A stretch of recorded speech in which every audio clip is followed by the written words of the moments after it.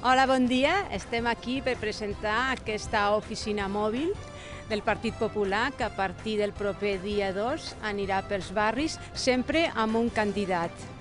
Perquè pararà allí, a part de donar voltes, també pararà perquè els veïns facin arribar les seves propostes. Dintre de la furgoneta hi haurà el targetó que ja coneixeu tots, perquè a part de parlar amb el candidat també es puguin fer arribar suggerències o problemes. Perquè nosaltres volem apropar-nos al ciutadà, nosaltres volem treure l'Ajuntament al carrer, perquè nosaltres pensem que els regidors han d'estar al carrer tot el dia parlant amb la gent. Ja sabeu que jo des del principi he fet una campanya dedicada a això, a parlar als ciutadans dia a dia.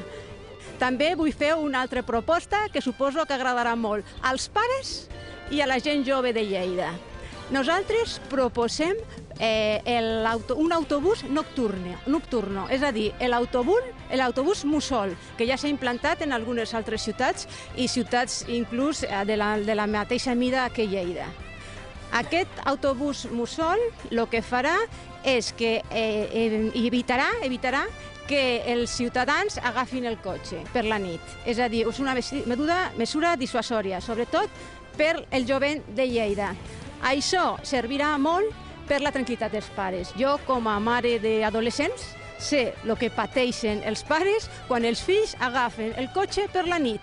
I no solament quan ho agafen ells, sinó pensant a quin altre cotxe es pujaran. I jo, com a mare, soc conscient d'aquesta necessitat de la ciutat i implantarem aquest autobús mussol per la seguretat dels fills i la tranquil·litat dels pares.